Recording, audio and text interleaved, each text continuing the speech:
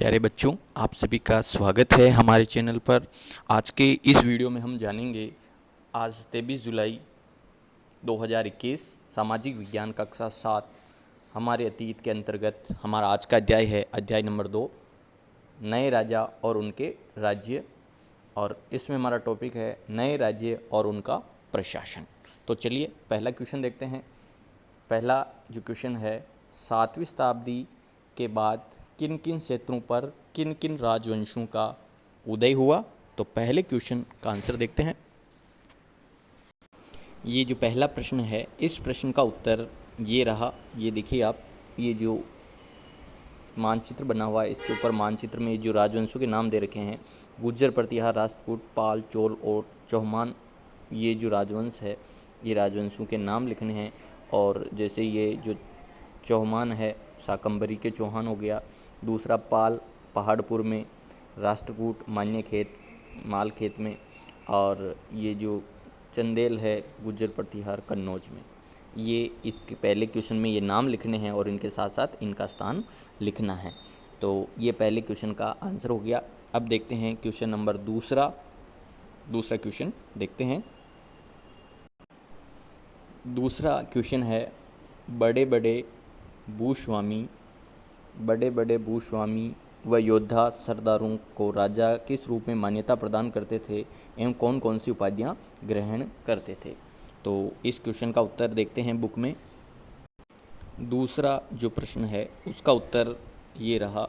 ये देखिए, ये यहाँ पर नए राजवंशों के उदय में राजा लोग यहाँ से लिखना है। राजा लोग प्राय अपने महात्म सामंत के रूप में मान्यता देते हैं। उम्मीद की जाती कि वे राजा या भूस्वामी के लिए उपहार लाए, उनके दरबार में हाजिरी लगाएं, उनके सैन्य सहायता प्रदान करें। सामंत अपने आप को महासामंत, महामंडलेश्वर इत्यादि घोषित कर देते हैं और कभी कभी स्वामी से स्वतंत्र होने का दावा भी करते हैं। ये यहाँ तक लिखना है। और इसमें ये एक लाइन और जोड़नी है, मैं आपको बता देता हूँ। ये रही, एक तो यहाँ से लिखना है, ये यहाँ से लिखना है, ये यहाँ तक लिखना है, और इसके अलावा ये यहाँ तक लिखना है। कईयों ने ये उपाधियाँ धारण की, यहाँ से लिखना है, ये लिखना है, फिर इसके बाद ये लाइन लिखनी है। तो ये दूसरे क्वेश्चन का आंसर हो गया। चलिए तीसरा क्वेश्चन देखते हैं। हमारा जो तीसरा क्वेश्चन है, क्वेश्चन नंबर 3, राष्ट्रकूट वंश की स्थापना किसने की और किसको हराकर सत्ता स्थापित की। तो तीसरे क्वेश्चन का आंसर हम देखते हैं। तीसरे क्वेश्चन का जो आंसर है ये रहा। ये देखिए, 8वीं सदी के मध्य में एक राष्ट्रकूट प्रधान दंती दुर्ग ने अपने चालुक्य स्वामी को हराकर स्वामी की दीनता से इनकार कर दिया और राष्ट्रकूट वंश की स्थापना की। देखिए ये लिखना है 8वीं शताब्दी में। तीसरा क्वेश्चन, 8वीं शताब्दी में राष्ट्रकूट प्रधान दंती दुर्ग ने चालुक्य स्वामी को हराकर राष्ट्रकूट वंश की स्थापना की थी। तो ये तीसरे क्वेश्चन का आंसर ये लाइन है, 8वीं से अधीनता यानी हराकर, इसमें आगे लाइन जोड़नी है। तो ये तीसरे क्वेश्चन का आंसर हो गया। चलिए जानते हैं जो अगला क्वेश्चन जानते हैं। हमारा चौथा क्वेश्चन है, राजाओं द्वारा उस समय किस प्रकार से व किन से संसाधन इकट्ठा किए जाते थे। यानी राजाओं को अपने पास सेना रखनी होती थी, किले की मरम्मत के लिए, विभिन्न कामों के लिए उनको आवश्यकता होती थी संसाधनों की, तो वो कैसे इकट्ठे किए जाते थे। तो इसका आंसर देखते हैं। चौथा जो क्वेश्चन है उसका आंसर देखते हैं। देखिए ये यहाँ से शुरू हुआ। इन सभी राज्यों में उत्पादकों, किसानों, पशुपालकों, कारीगरों से संसाधन इकट्ठा किए जाते थे। इनको अक्सर अपने उत्पाद का एक हिस्सा त्यागने के लिए मनाया जाता था। यहाँ से शुरू करना है इसको और यहाँ तक लिखना है इसको। ये मैं आपको बता देता हूँ। ये यहाँ से शुरू करना है और इसको यहाँ तक लिखना है, यहाँ तक लिखना है। ये चौथा क्वेश्चन है, या इसको आप चाहे तो यहाँ तक भी लिख सकते हैं। ये बीच वाला ये नहीं लिखना है, केवल ये वाला पैराग्राफ लिखना है और नीचे ये 2 लाइनें लिखनी है। तो ये चौथे क्वेश्चन का आंसर हो गया। अब जानते हैं पांचवा क्वेश्चन। अब देखिए, अगर आपके पास बुक नहीं है तो भी आपको परेशान होने की ज़रूरत नहीं है। ये जो चैप्टर है ये मैं PDF में डाल दूंगा, वहाँ से आप डिस्क्रिप्शन से डाउनलोड कर सकते हैं। तो चलिए जानते हैं अगला क्वेश्चन, पांचवा क्वेश्चन।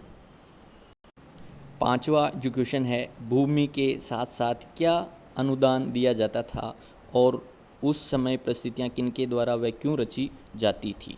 तो देखिए इसका उत्तर देखते हैं पाँचवे का।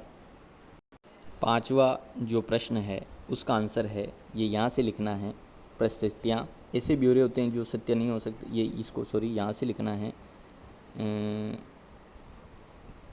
ये परिस्थितियाँ हमें बताती है कि शासक खुद को कैसा दर्शाना चाहते हैं। मिसाल के तौर पर शूरवीर योद्धा के रूप में ये विद्वान ब्राह्मणों द्वारा रची जाती थी।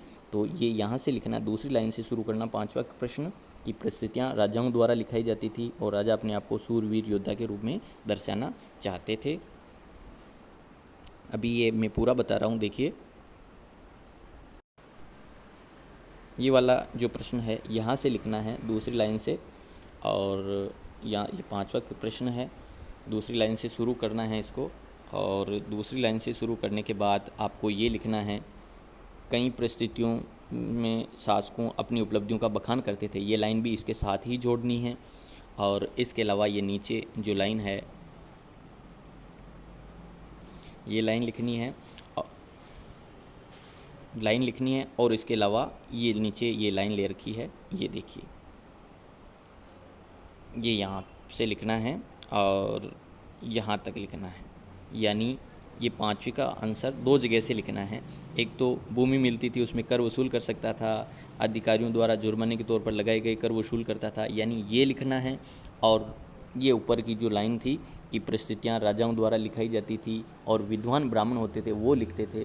परिस्थितियों में राजा अपने को बड़ा शासक या योद्धा के रूप में दिखाता था, और उसके बाद ये लाइन लिखनी है। ऊपर में वो लाइन बता चुका हूँ और ये लाइन आपको लिखनी है।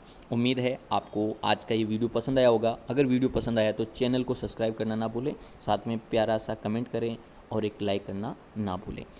और ये जो चैप्टर है इसका जो PDF है वो डिस्क्रिप्शन से डाउनलोड करें। वीडियो देखने के लिए आप सभी का धन्यवाद।